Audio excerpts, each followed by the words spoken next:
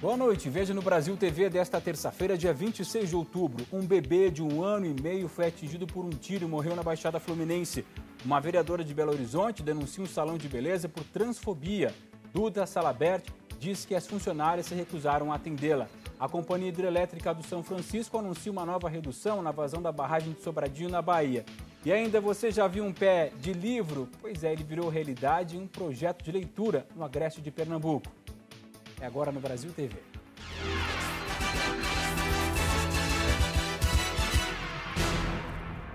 Mais um caso de violência no Rio de Janeiro. O crime desta vez foi em Mesquita, na Baixada Fluminense. Olha só, um bebê de 1 ano e meio e 2 homens morreram baleados. A criança estava no colo do pai dentro de uma barbearia quando foi atingida. O André Coelho é quem tem as informações. Olá, Marcelo. O menino Mário Neto Ferreira Lourenço, de 1 ano e 6 meses, estava em uma barbearia cortando o cabelo com o pai dele quando foi atingido pelo disparo. Segundo a Polícia Civil, um homem que passava pela calçada seria, na verdade, o alvo dos bandidos. Juan Batista de Souza, de 24 anos, caminhava por uma rua do bairro.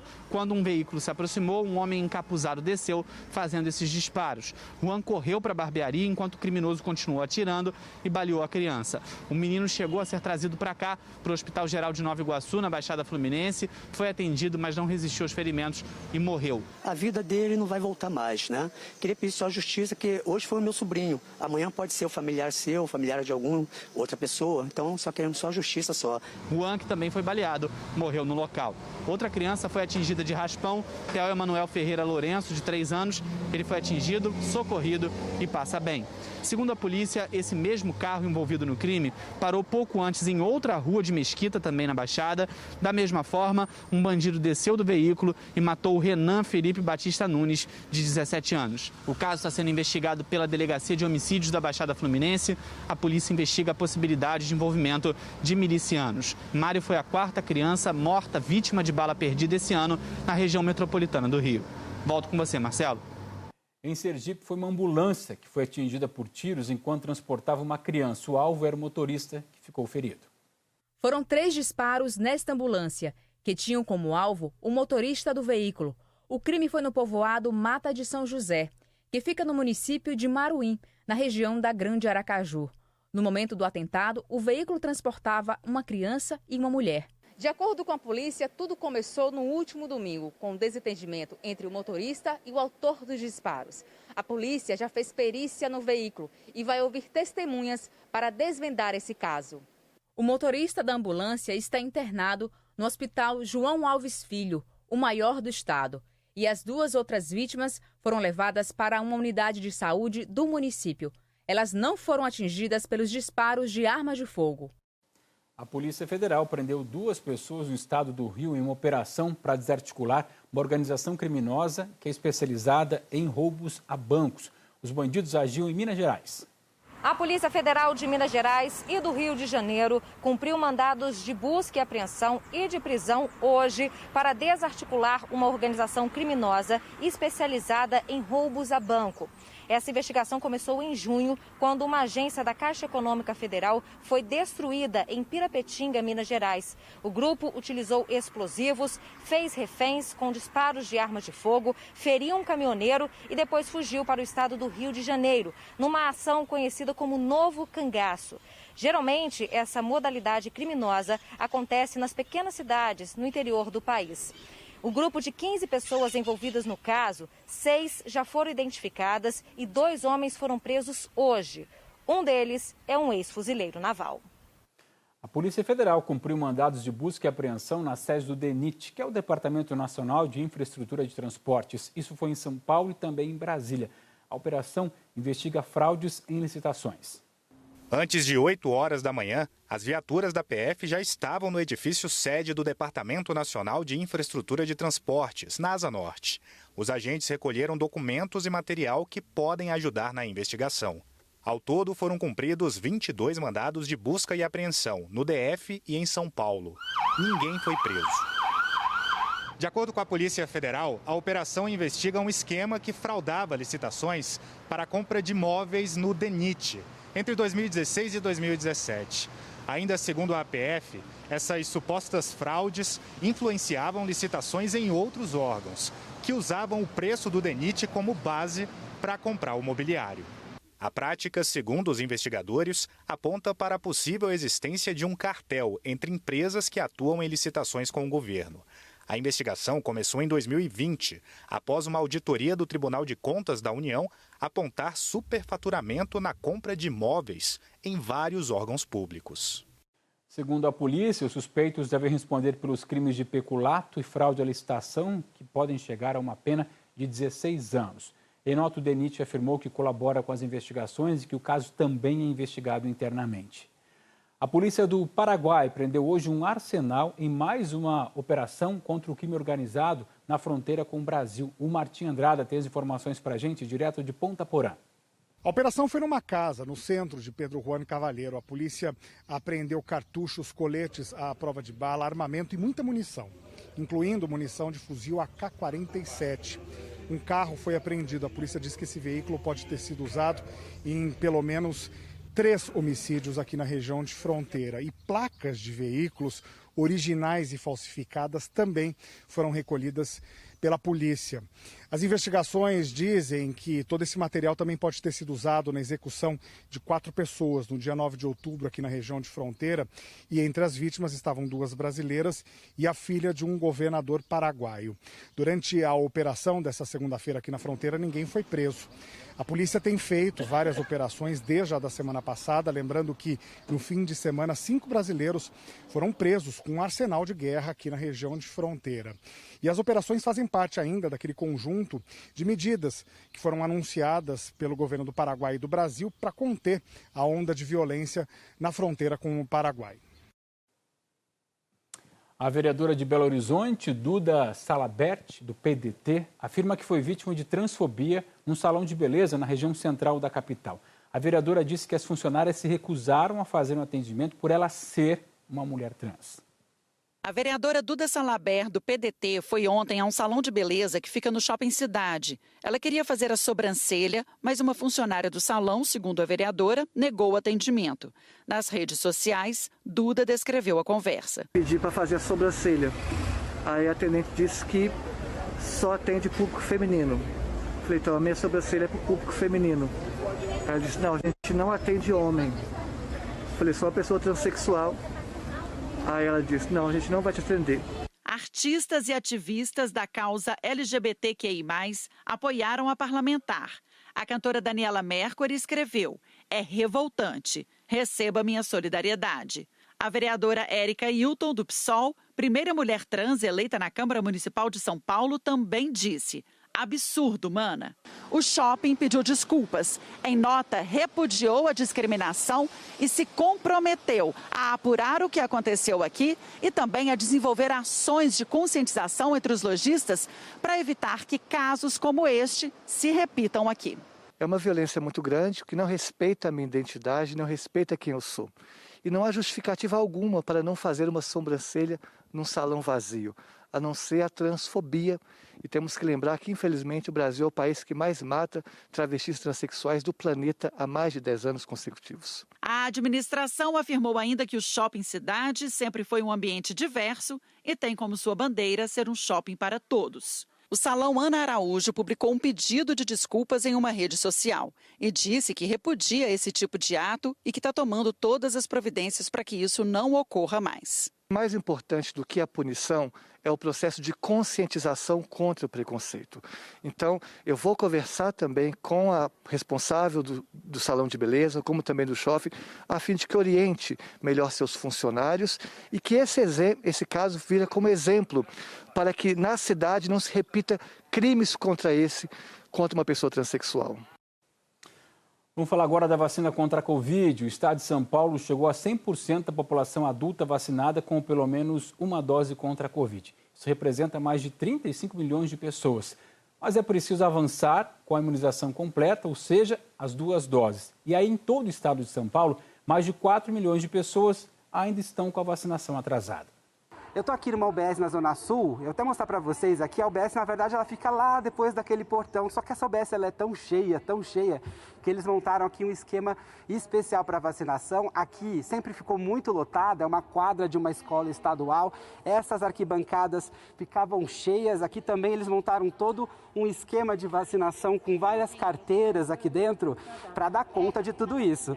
E agora eles conseguiram fazer com que a fila ficasse praticamente zerada, né? Aqui eles estão vacinando pessoas de 12 a 17 anos que ainda não receberam a primeira dose e acima de 60 que vão receber a dose de reforço porque já tomaram a segunda dose há mais de 6 meses. Lembrando que a prefeitura disse que pretende vacinar todo mundo até a segunda quinzena de novembro. Eu conversei mais cedo com uma epidemiologista que falou um pouco mais sobre isso. Nós ainda temos um grande desafio, que é fazer com que esse 100% da população que recebeu a primeira dose, que retorne para tomar a segunda, porque ela só estará protegida com o esquema completo. Na minha opinião, acho que é muito precoce, nós estamos falando de flexibilização dessas medidas não farmacológicas, né, da utilização de máscaras, né, e a gente precisa garantir que essas ações aconteçam até que nós tenhamos pelo menos 80% da população brasileira devidamente vacinada com as 2 doses. Não adianta São Paulo estar com a população devidamente vacinada e nós temos estados como Roraima, que estão com 25% da população devidamente vacinada. Nessas localidades poderemos ter o surgimento de novas variantes e todo o trabalho feito por São Paulo pode ir por terra abaixo. Então nós não podemos deixar que isso aconteça. A gente fala agora do aumento dos combustíveis nas refinarias. O anúncio foi feito ontem pela Petrobras e a gente até te contou isso aqui no Brasil TV. E esse reajuste já chegou no bolso do consumidor. Em São Paulo, tinha posto trocando as plaquinhas dos valores ontem à noite. O aumento desta vez é de 7% para a gasolina e 9% para o diesel. O preço tem ficado no luminoso e na lousa, lugares fáceis de alterar. Aqui na Avenida Morumbi, na sexta-feira, já teve aumento. Hoje mais um pouco, ou muito. 20 centavos na gasolina e 29 no diesel. Difícil para o José, que trabalha numa empresa de paisagismo. A moto já substitui o carro e ninguém sabe qual o próximo passo. Hoje se abasteceu, gastou quanto? R$44. E geralmente eu gastava de 20 a 25 reais, trabalhar a semana toda. Hoje eu estou trabalhando, enchendo o tanque 3 vezes. Na semana? Na semana. O colega de trabalho dele também veio e trouxe galões para abastecer a máquina de cortar as plantas. Fora os combustíveis no veículo, temos a roçadeira também para levar combustível para o pessoal trabalhar. Aí você contrata um serviço de jardinagem e não entende por que ficou mais caro. O transporte está em tudo. O Júnior sofre diretamente porque é motorista de aplicativo e indiretamente porque perdeu renda e está pagando mais caro por água, luz, comida e tudo mais. Para a gente que trabalha na rua todos os dias, a gente tinha um valor que a gente colocava, no mínimo de 80, 70 reais. Hoje eu estou colocando para trabalhar na rua 140 reais. Se você pensa que abastecer com etanol é uma alternativa para economizar, está enganado. Ele é um biocombustível, portanto é uma escolha ambiental mais correta. Mas rende cerca de 30% menos do que a gasolina. Então, precisa estar 30% mais barato para compensar. E ele só ficou nessa faixa em janeiro, fevereiro e abril deste ano. De maio para cá, nada feito. O Rafael é professor de finanças e explica que, infelizmente, o cenário político e econômico aponta para mais aumentos ainda. A inflação está alta, em parte também por conta do aumento dos combustíveis, né? Os preços internacionais do petróleo são bem imprevisíveis. E a taxa de câmbio também, né? Mas quando a gente olha o que está acontecendo aí do ponto de vista político e fiscal no Brasil, o dólar, se cair, deve cair muito pouco. Pelo visto, o Carlos vai continuar na contagem. Ele já está há 1 ano e 7 meses sem nenhum cliente pedir para encher o tanque. Desde o começo da pandemia, porque o mercado está muito alto, o combustível muito alto, então tem que reservar aquele dinheirinho para cada coisa, né? Olha, em nota, a Petrobras afirmou que esses ajustes são importantes para garantir que o mercado siga sendo suprido em bases econômicas e sem riscos de desabastecimento. Mas olha só essa história agora. Lá em Fortaleza, o motorista abasteceu R$30 no posto e fugiu sem pagar. polícia está investigando. As câmeras de segurança de um posto de combustíveis registraram o momento em que o frentista faz o atendimento. Depois de abastecer o veículo, ele vai pegar a máquina do cartão de crédito. E o motorista se aproveita daquela situação, do momento, e foge com o veículo sem fazer o pagamento. De acordo com uma testemunha que preferiu não se identificar, dentro desse automóvel havia 2 pessoas, um homem e uma mulher. O posto em que esse caso aconteceu estava cobrando R$ 6,69 pelo litro da gasolina. Naquele dia, no caso, no último sábado. Nessa mesma semana, a Agência Nacional do Petróleo havia detectado o valor máximo da gasolina aqui na capital cearense por R$ 7,10. A Polícia Civil informou que está investigando esse caso e que as imagens, que inclusive estão também circulando na internet, podem ajudar no trabalho investigativo. Não é a primeira vez que esse tipo de furto acontece aqui em Fortaleza. Veja a seguir, com a confirmação de casos de febre amarela em macacos, parques públicos de Belo Horizonte passaram a cobrar o comprovante de vacinação contra a doença. Até já!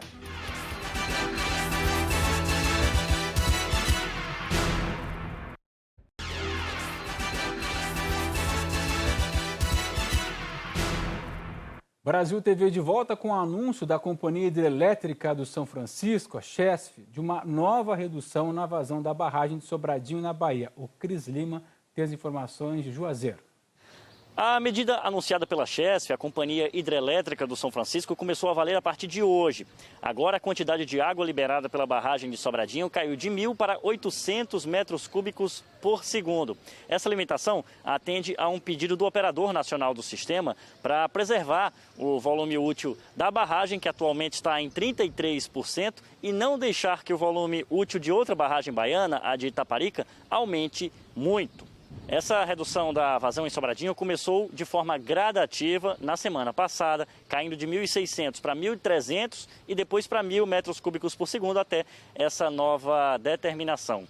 Nós questionamos ao operador nacional do sistema se essas reduções da vazão têm a ver com as chuvas que atingiram as regiões sul e sudeste, mas até o fechamento desse boletim não tivemos resposta. A medida agradou os cerca de 4.000 agricultores de Sobradinho que dependem da barragem para irrigar as produções, já que agora eles voltam a ter um pouquinho mais de água. À tarde, o Operador Nacional do Sistema Elétrico enviou uma nota que diz que a medida adotada em Sobradinho atende à gestão otimizada dos recursos no momento em que se verificou uma melhoria nos recursos hidroenergéticos disponíveis com o aumento das vazões em Itaparica, por conta das recentes chuvas, e que o Nordeste conta com outras fontes de energia, como as renováveis e a geração térmica. Olha, 2 parques em Belo Horizonte, Jacques Cousteau e o Ageu Pio Sobrinho, estão com a visitação restrita. Só podem entrar pessoas vacinadas contra a febre amarela. Um macaco morreu por conta dessa doença, esse parque, que fica na região oeste da capital.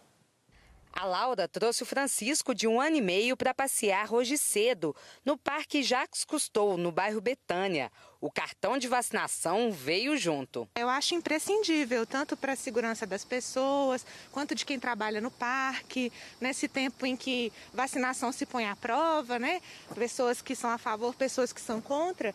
Eu acho essencial essa comprovação. É que a Prefeitura está exigindo que os visitantes comprovem que já estão imunizados contra a febre amarela antes de começar o passeio. Sem o cartão, ninguém entra nos parques Jacques Cousteau e Ageu Pinho Sobrinho, no Buritis. A medida é para evitar que a doença se espalhe. Recentemente, um macaco morreu de febre amarela na região oeste da capital. É importante lembrar que os animais não transmitem a doença aos humanos. Eles apenas indicam quando o vírus está em circulação. Quando os exames comprovam que a doença é a causa da morte dos primatas, as autoridades começam a adotar ações como a restrição de pessoas e o uso de inseticida. A febre amarela é uma doença muito grave e a taxa de mortalidade pode chegar a 50% dos infectados. Essa força-tarefa, essa relação da Secretaria de Saúde com os parques é para evitar que o vírus venha a ser transmitido pelo mosquito que sim, pelo mosquito Aedes, que está nas nossos domicílios. E aí a doença passa de um ciclo silvestre para o ciclo urbano. Quem ainda não se vacinou pode procurar qualquer um dos postos de saúde de BH de segunda a sexta. A vacina faz parte do Programa Nacional de Imunizações, mas para curtir a natureza com tranquilidade, tem que aguardar pelo menos 10 dias desde a aplicação da dose.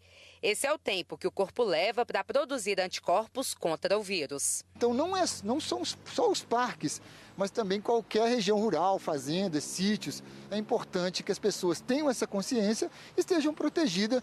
E basta uma vacina, né? Uma vacina de uma dose para se proteger contra essa doença grave. Uma boa notícia vem do Mato Grosso do Sul. As chuvas ajudaram a conter os incêndios no Pantanal. Nos últimos 2 dias, nenhum novo incêndio é registrado. Oi, Cosme, olha só, nos últimos 2 dias, os satélites do Instituto Nacional de Pesquisas Espaciais, o INPE, não registraram nenhum foco de incêndio florestal no bioma pantaneiro. Isso porque tem chovido bastante nessas regiões. Nos últimos dias foi tanta chuva que uma equipe de brigadistas ficou com a caminhonete atolada na lama na região de Miranda, no Parque Estadual do Rio Negro, em Mato Grosso do Sul. Só que mesmo sem foco de calor, aqui no Pantanal de Mato Grosso do Sul, as equipes do Corpo de Bombeiros seguem mobilizadas para monitorar essas áreas mais atingidas para evitar um possível retorno do fogo. A gente lembra que no ano passado o Pantanal registrou um recorde de incêndios florestais. A área destruída chegou a quase 4 milhões de hectares, de acordo com o Laboratório de Aplicações de Satélites Ambientais da Universidade Federal do Rio de Janeiro. O número de focos de janeiro a outubro de 2020 foi praticamente de 21 mil. Nesse mesmo período de 2021, são um pouco mais de 7.700 focos, isso segundo dados do INPE. Eu volto com você, Cosme. Durante a pandemia, o brasileiro reaprendeu o prazer de ler. Desde julho do ano passado, a venda de livros tem aumentado, isso de acordo com o Sindicato Nacional dos Editores de Livros. Mas ao longo desse tempo, a gente sabe, o poder de compra da população vem caindo e aí o dinheiro tem sido gasto com itens básicos, como, por exemplo, a alimentação. Daí surgiu um projeto em Caruaru para incentivar a leitura e que encontrou uma maneira diferente para alimentar a fome de conhecimento de quem não tem dinheiro para comprar um livro. Árvores com frutos diferentes. De longe chamam a atenção. Os livros brotaram com a intenção de estimular a leitura de quem passa por esse trecho da Via Parque, próximo ao INSS em Caruaru. O projeto foi desenvolvido por estudantes do ensino médio de um colégio particular aqui de Caruaru. A intenção é fazer com que as pessoas que passem por aqui contemplem, parem e observem os livros, tendo acesso à leitura. É como se fossem frutos, onde as pessoas param, descascam e aí, então, alimentam o cérebro. Antes da aula começar, os alunos penduram os livros com barbante embalados com plástico. Todos os dias eles repetem esse cultivo. Qualquer um pode chegar e levar um livro que escolher de graça. Josélito estava indo ao trabalho e se encantou com os exemplares ofertados. Porque é muito importante, né, incentivar a leitura. Tantas pessoas não têm condições, né?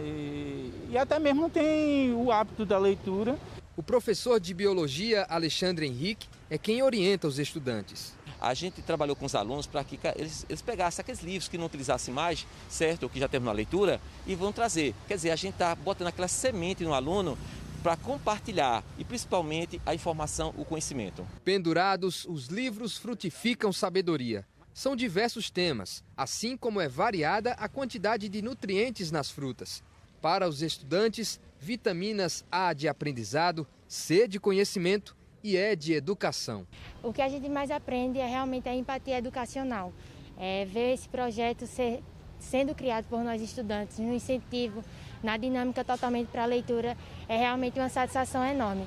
Adoro ler, inclusive fiquei muito grata por estar participando desse movimento e convido a todos a vir aqui distribuir livros e aprender um pouco mais. E a busca do colégio e de nós estudantes é proporcionar esse afeto, esse amor para a população que não tem o devido recurso para uma boa leitura, Uma missão para se pensar no todo, expandindo e compartilhando conhecimento. Então traz para o aluno essa questão da partilha, do partilhar com outro conhecimento, partilhar com outra leitura. Então esse é o sentimento dos alunos e do colégio hoje, partilhar conhecimento, partilhar leitura. O projeto vai continuar até se esgotarem os livros, podendo depois vir uma nova safra.